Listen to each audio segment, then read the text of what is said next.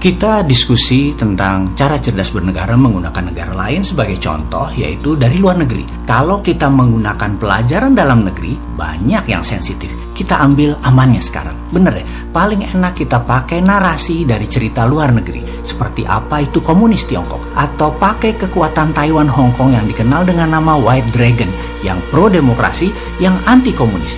Juga pakai Amerika ala konstitusi atau Trump Nation punya strategi.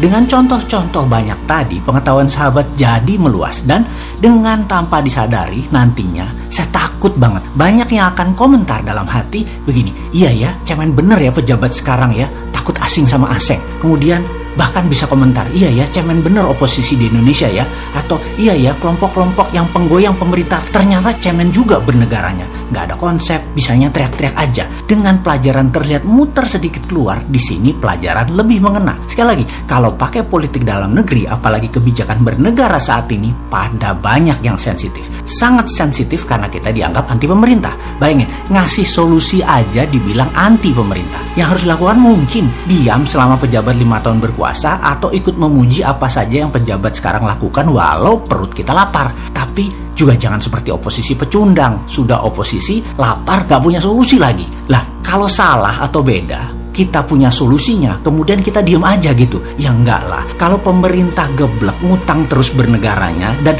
menterinya dianggap serba pintar, kita diem membenarkan kegeblekan berhutang. Ya bukan kita, emang kita ini NKRI apaan? Oke, kita lanjut ke informasi Amerika, bahwa KPU Amerika belum memutuskan siapa pemenang dalam Pilpres Amerika November kemarin. Ingat ya sahabat, kalau nanti suatu hari kalian jadi pejabat, mengucapkan selamat itu hati-hati. Tunggu KPU nasional sebuah negara umumkan pemenangnya, baru kita ucapkan selamat. Jangan sok-sokan, jangan cepet-cepet baru dengar dari quick count, pakai election voting machine, sudah dianggap kebenaran hakiki lalu menyatakan selamat buat pemenang. Sabar, jangan dibilang cemen nanti kita bernegaranya. Kalau ternyata yang jadi pejabat kemudian yang dilantik orang lain lagi. Jangan sampai kita dibilang gak ngerti etika bernegara, baru jadi pemimpin negara, gak hati-hati bertetangga. Biden dan Demokrat sudah pasti sangat percaya diri dan harus ya buat dia, sudah siapkan kabinet. Dan kita tahu Biden nanti ketika menjabat akan tetap perang dengan Tiongkok. Perang dagang dilanjutkan, alias kebijakan Amerika dengan Biden atau dengan Trump sama saja, anti Tiongkok.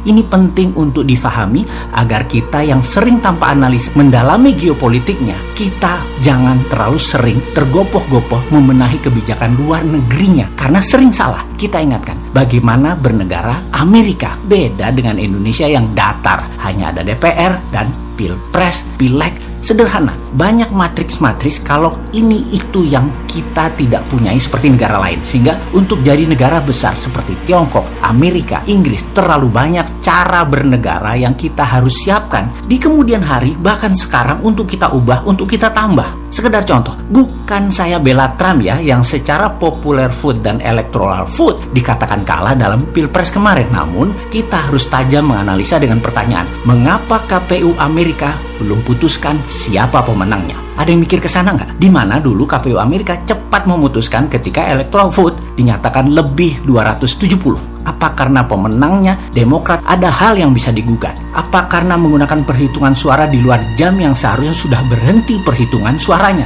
Walau sah secara undang-undang namun bisa digugat. Itulah Amerika. Kita ingatkan sisi lain. Tahun lalu Trump akan diimpeach oleh partai lawannya, yaitu Partai Demokrat. Namun ternyata gagal total. Apa strategi yang dipakai Trump saat itu? Trump ini asshole, bajingan, tidak akan menyerah kalah sebelum berjuang sampai titik darah terakhir. Dan dia punya 2 celah. Sekali lagi, ada 2 celah peluang dia yang akan dilantik ternyata nanti Januari. Ini perjuangan dia di Supreme Court serta di Kongres. Ini kegilaan yang menarik. Ini harus dipelajari. Selama itu adalah hak konstitusi sebuah negara, mereka tidak bisa disalahkan.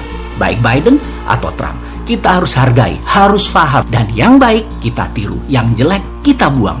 Anti komunis Tiongkok dan deglobalisasi itu bagus. Pro trading dan impor serta hutang itu jelek. Kalau yang dipakai saat ini terbalik, ya silahkan. Banyakin hutang, banyakin impor, taat pada GBHN negara besar lainnya, ya silahkan. Sekali lagi, kalian pejabatnya, silahkan, sakarmu. Jadi bagaimana cara Trump jadi presiden lagi kira-kira? Ya, benar.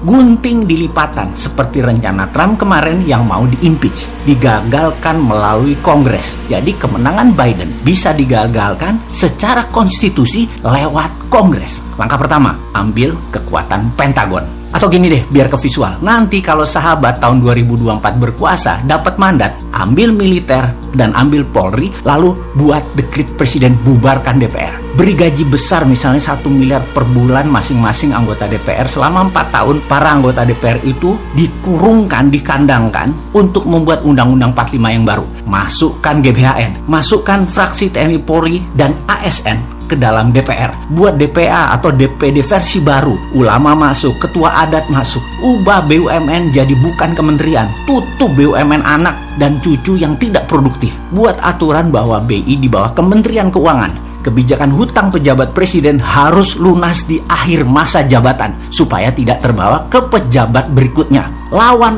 UNCLOS untuk Indonesia, kuasai Selat Indonesia sendiri. Dan banyak lagi yang DPR harus lakukan selama dekret 4 tahun itu dilakukan. Jadi bukan dekret dilakukan DPR-nya pasif, tapi aktif, cuma didiemin selama 4 tahun. Kekuasaannya baru di jalan 4 tahun kemudian, atau setahun akan menuju Pilpres. Itulah kendali atas militer versi konstitusional yang akan Trump pakai. Kemudian, Jenderal Mark Milley, Chairman of Joint of Staff USA, menyatakan beberapa hari yang lalu bahwa militer Amerika tunduk pada konstitusi Amerika, bukan perorangan atau kelompok. Apa yang dinyatakan konstitusi Amerika itulah yang akan dipertahankan dan dibela oleh militer Amerika. Ini juga alasan Trump memecat Menteri Pertahanan yang tidak mau melaksanakan perintah presiden yang meminta Menteri Pertahanan memerangi Antifa, gerakan di dalam negeri yang pro-komunis, dan itu tidak dilaksanakan. Kontrol militer sudah, Trump sudah laksanakan. Kontrol NSA dan CIA sudah dilaksanakan. Kontrol kantor berita nasional sudah dilaksanakan. Kemudian cara konstitusional apa yang akan dilakukan, seperti strategi menggagalkan impeachnya dia. Jalur kemenangan Trump di tahun 2020 ini akan ditentukan oleh Partai Republik di Capitol Hill, di mana setiap perwakilan negara bagian atau satu negara bagian akan diwakili oleh satu perwakilan akan melakukan voting. Hal ini sejalan dengan artikel 1, Artikel 2, dan Amandemen 12 Konstitusi Amerika. Kondisi ini disebabkan adanya delik aduan masyarakat, affidavit, atau di bawah sumpah. Di beberapa negara bagian terdapat kecurangan pemilu tahun 2020 kemarin, dan ini sudah dilaksanakan oleh tim hukumnya Trump. Konstitusi Amerika menyebutkan bahwa kekuatan yudikatif tidak berhak memberikan keputusan apapun, namun dapat memutuskan apa yang harus dilakukan apabila terjadi dispute. Keputusan akhir tetap pada badan legislatif. Kemudian, bagaimana suara Partai Demokrat di Capitol Hill? Hal ini serupa saat kemarin Senat membatalkan tuntutan impeachment terhadap Trump bulan November tahun lalu. Demokrat saat ini minoritas berdasarkan perhitungan yang sudah disertifikasi. Ini adalah hearing yang hanya hadir 1 orang mewakili negara bagian. Hanya 51 orang yang rapat. Ini DPD DPA versinya Amerika. Ini bukan elektoral DPR yang rapat. Ini lebih atas lagi. Amandemen 12 Konstitusi membatalkan jumlah elektoral berdasarkan perhitungan suara, maka diganti dengan 1 elektoral untuk 1 negara bagian. Jadi hanya ada 51 elektoral saja.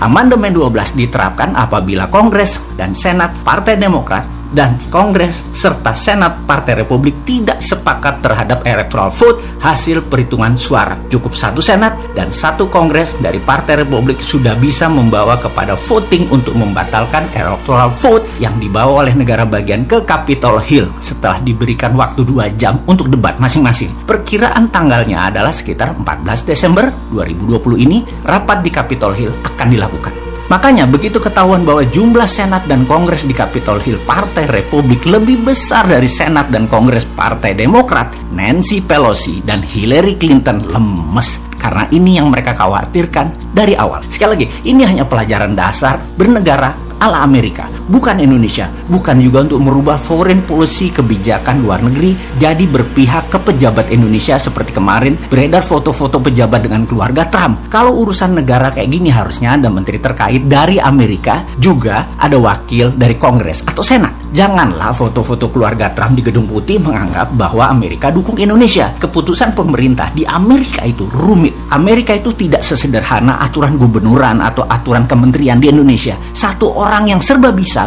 ambil keputusan mengubah nasib 270 rakyatnya.